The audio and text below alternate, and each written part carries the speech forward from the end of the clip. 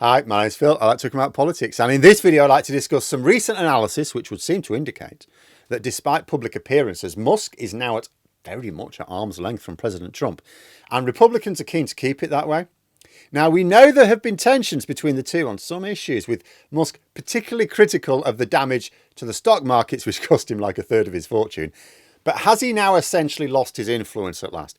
And if so, why didn't the relationship end with a bang, as so many did during Trump's first term? But first, for daily news and commentary, please hit the subscribe button to stay notified. So, it seems to be MAGA failure day. I discussed Trump this morning, Elon Musk now. Back in January, people were expecting the Trump-Musk relationship to blow up at some point. Steve Bannon even thought he saw an early opportunity to force it over the issue of immigration. Like, at the time, Musk was in favour of actually increasing easy access to the sort of visas he needs for the workers he wants for his companies, right? That set him at odds with the wider MAGA movement, which is just generally anti-immigration. And Bannon promised to have him removed before Trump was even inaugurated. This did not occur, of course, because even Trump was in favour of the same policy. Within a matter of weeks, all the MAGA commentators who'd been attacking Musk were praising him. They recognised that Trump was firmly on his side and went native. When Tesla sales were crashing through the floor, Trump even promoted the brand and got other senior Republicans to do the same. Fairly mad idea, because the last thing those aligned with MAGA want are electric vehicles. They want a car that can suck an oil field dry in 3 hours flat. In fact, Musk was recently described by a prominent economist for producing the biggest brand disaster after annoying his core customers and siding with those who actually want to bring his industry down. He is certainly amongst the pantheon of CEOs who basically killed a brand. In the UK, we mostly think of Gerald Ratner, when I was young, famously described he ran a series of jewellery shops, and he famously described the jewellery he sold as crap, promptly killed the business. Musk tried something a little different. Instead of describing his product as crap, he described his customers as crap instead. And yet, whenever Musk is asked about Tesla, he gives the impression he simply doesn't understand why this is such a bad marketing strategy. But from advertising Teslas on the White House lawn in order to do a solid for his mate, Trump is reportedly having very little to do with him now. Politico observed a few changes in behaviour. They noted that Trump used to post about Musk on Truth Social every few days. At the time they produced their report a week ago, Trump hadn't mentioned him for over a month, other than to share a picture of Musk in a Gulf of America hat, in which case he was really just promoting the hat. They also said that Republicans in Congress had dropped him from their newsletters.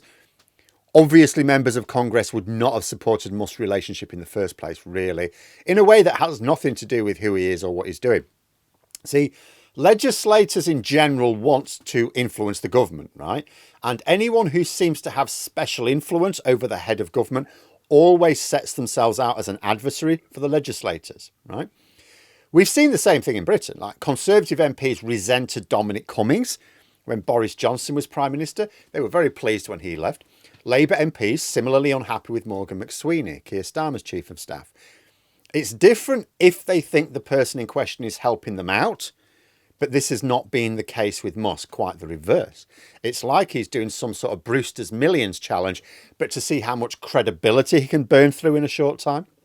This culminated in a high-profile backing of the Republican candidate for a Wisconsin Supreme Court seat, who was expected to win anyway. It's believed if he hadn't involved himself, they would have won. But after Musk's very heavy backing, plenty of money being thrown in, probably quite illegally, the Democrat candidate won. Musk had not only badly damaged the credibility of the corporate brand he is most closely associated with, but was now damaging the electoral brand of the Republicans themselves. So without knowing what's going on behind closed doors, simple political logic tells you Republicans would have wanted Musk out of the way at this point.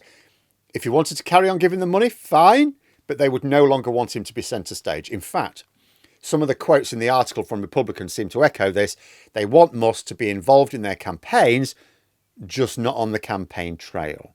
In other words, they don't want him to have a public role. Take your cheese hat and be gone. They don't want him front and centre. They want to take advantage of his money raising, but he is a lightning rod of unpopularity, so they want him to stay out of sight. So it looks like Musk has lost his influence, as was expected, but the divorce seems to have been a lot more amicable than we might have supposed. After all, during Trump's first term, he had really quite obvious bust-ups, including an early one with Steve Bannon, the man credited with winning Trump the presidency the first time. Elon Musk was like this term's Steve Bannon, and a less stable personality. Surely there would be fireworks. Apparently not. Trump hasn't attacked Musk publicly. In fact, when he says anything at all, it's quite cordial. Musk was in attendance at the recent Christians versus the Lions arena match, which Trump put on for the visiting president of South Africa. Although Musk was just sat amongst the audience, he took no part in the proceedings, as would have been the case a couple of months before. He probably would have been on the sofa. Politico reports that senior Republicans have simply stopped referring to Musk at all. They just don't mention him. They don't feature images of him, whereas he used to be their poster boy. But he had become an asset for the Democrats, so he's been dropped. It may well be that the difference between Bannon and Musk is that Bannon had no further usefulness after the 2016 election, so Trump was quick to drop him when the relationship became too much effort. Musk still has value to Trump, just not in the same way as originally thought. Musk made his fortune on the back of great marketing skills. He hyped the value of his companies beyond their actual worth by promising lots of great achievements for the future. It's why he keeps talking about, say, colonizing Mars, despite having no actual plan for doing so.